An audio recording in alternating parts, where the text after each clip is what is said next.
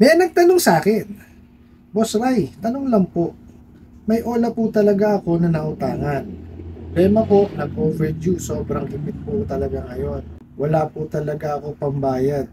Nag-overdue po. Actually, one day before due date po, nag-umpisa na silang mag-text ng kung ano-ano. Nung mismong araw ng due date at overdue po, sige po silang calls and text last kung ano-anong pananakot. Ngayon po, isa sa pananakot nila ganito po. Ang kapal-kapal ng mukha mo, ayaw mo talagang magbayad.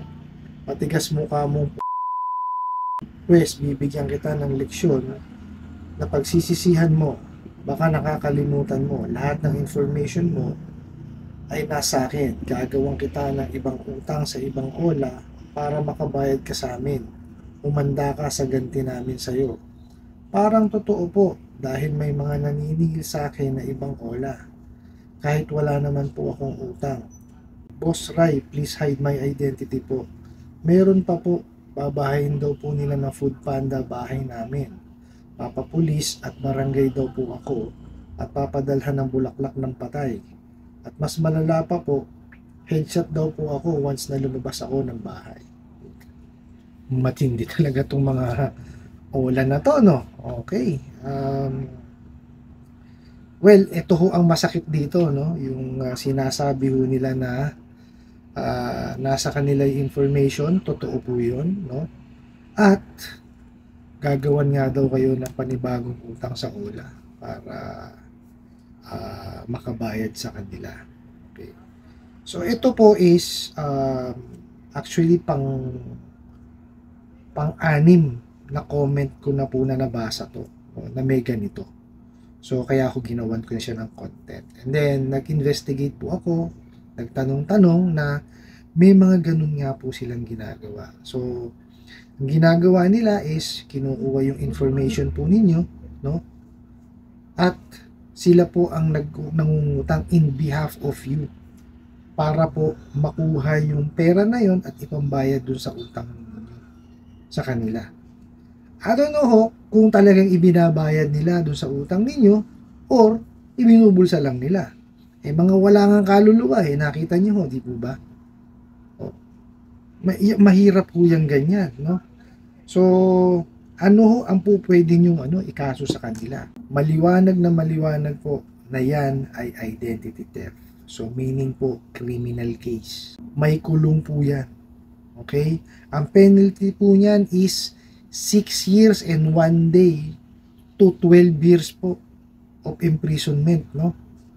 And a fine of at least 200,000 pesos up to the maximum amount commensurate to the damage incurred or both.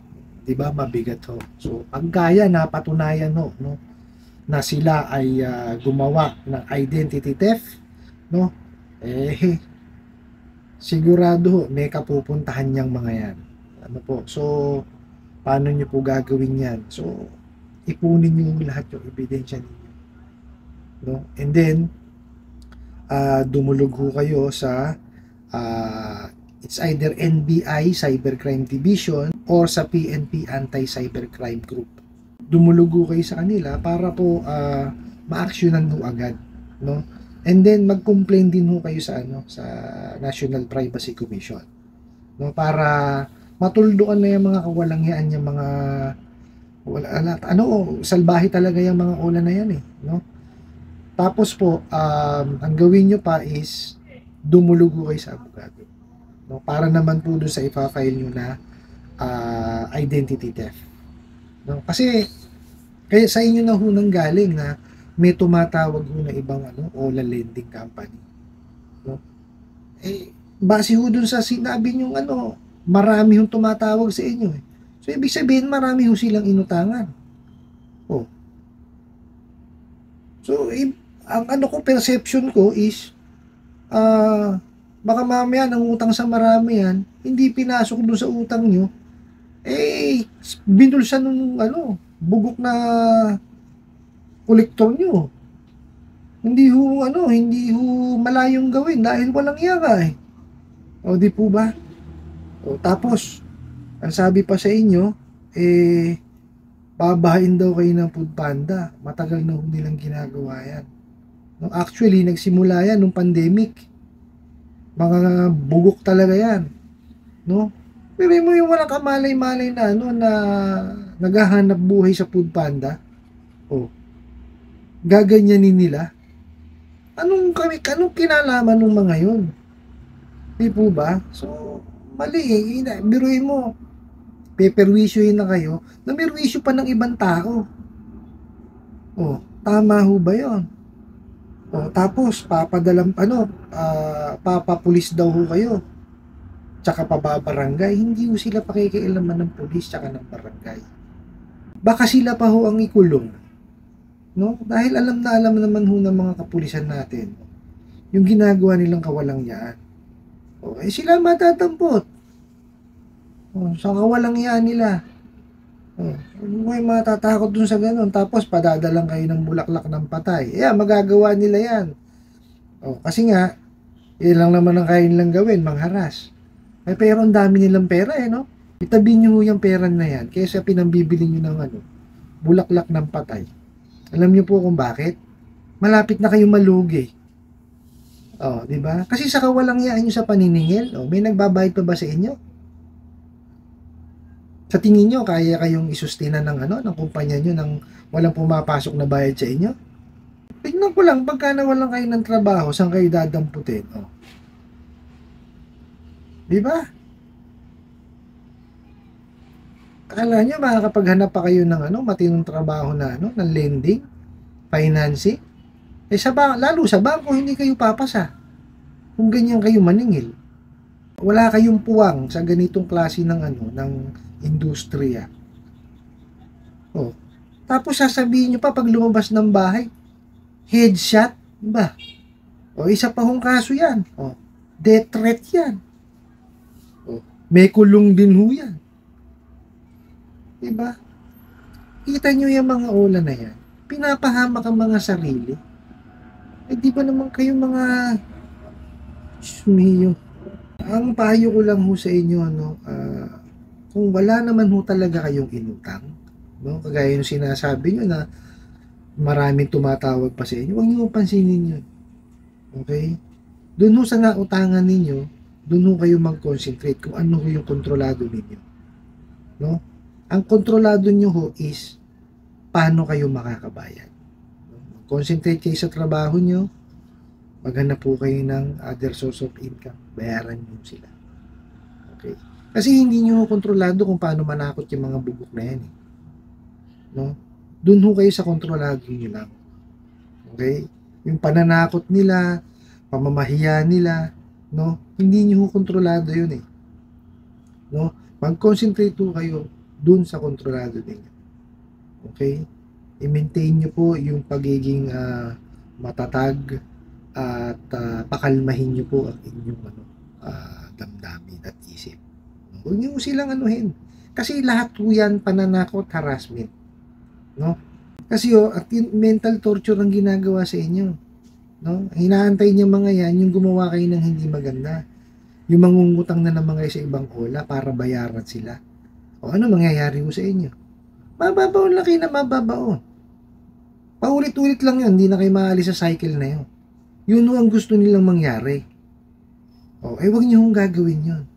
Kampantihin nyo lang yung inyong pag-iisip at yung damdamin ninyo. Huwag niyo silang isipin. Pananakot lang yan eh.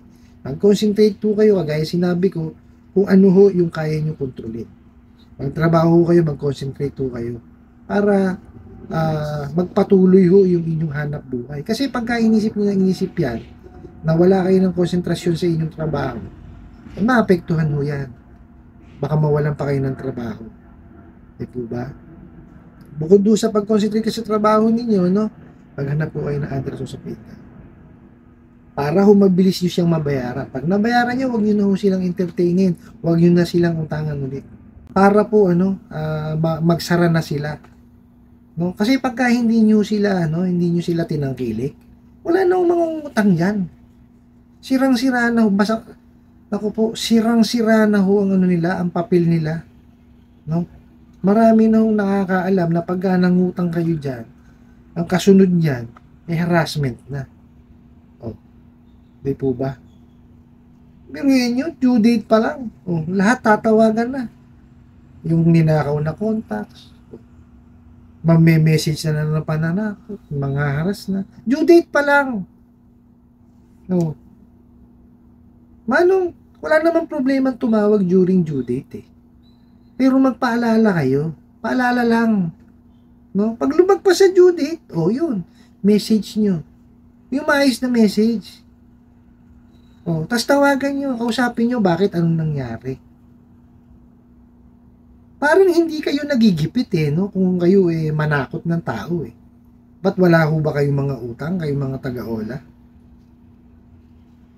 Ha? Parang hindi kayo nagigipit Sige nga, paano kung isa sa miyembro ng pamilya nyo ginanyan ng kapwa nyo ola? Anong gagawin nyo? Di ba magagalit kayo? Kaya itigil nyo yung ganyang mga kalokohan nyo sa buhay. Baguhin nyo na. 2024 na, magbago na kayo. No? Pag hindi kayo nagbago, talagang wala kayong patutunguhan. Sa totoo lang. No? Mabalik po tayo sa inyo, no? Yun po. Sinabi ko sa inyo kanina, no? Identity theft po yan. Criminal case. Meron pa hong death threat. Tumulugo, mag-complain ho kayo sa sa National Privacy Commission. Pumunta rin ho kayo sa sa PNP Anti-Cybercrime Group, saka sa NBI Cybercrime Division. And then para naman ho dun sa kaso ng na identity theft saka ng death threat, kumonsulta ho kayo sa abogado. Tapos pagka naayos nyo na yan, huwag na ho kayong mangutang dyan sa mga ola na yan. At kung kailangan nyo talagang mangutang, dun ho kayo sa legitimate na lending, financing, at saka sa bangko. Ano po? Mag-iingat ho kayo, no? Huwag ho kayong masyadong dyan. Lalo kung app-based, naku po. Hanggat wala hong nagiging batas, no? Para maiwasan yung pagnanakaw ng mga information ninyo, huwag ho kayong dyan sa mga ola na yan. No? Kung gusto nyo mag-apply sa mga online, yung web-based. Kasi pagka web-based, hindi kayo mananakawan ng information. Kung ano lang ho ilagay nyo dun, yun lang ho ang may bibigay nyo sa kanila. No? Hindi ho wala hong kakayanan pagka web-based ang magnakaw ng information ninyo. Pwede ho yun. No? Pero pag app-based nako. Yung probability na manakawan kayo ng information is napakalaki. No? 100% po. Okay? Kasi nasa nila yun, nasa pagko-code nila yun kung paano nila gagawin. Di po ba? So kung makapagpasa ho ng batas, no, na bawal yung ganun, matitigil ho yan. Tsaka ho kayo siguro manghiram sa mga ola na base. Ano po? I hope nasagot ko po itong katanungan na ito at sana po'y makatulong, no? Maraming salamat po sa patuloy niyo pong pagsuporta at panonood sa aking mga videos, no? Salamat po sa pag-share, pag-like, pag-comment at sa inyong pagtatanong. Ano po? Kunin ko na rin po itong opportunity na to na imbitahin kayo na suportahan yung iba ko pa po mga social media account sa YouTube, Facebook, and TikTok. Hanggang sa muli po, yun lang.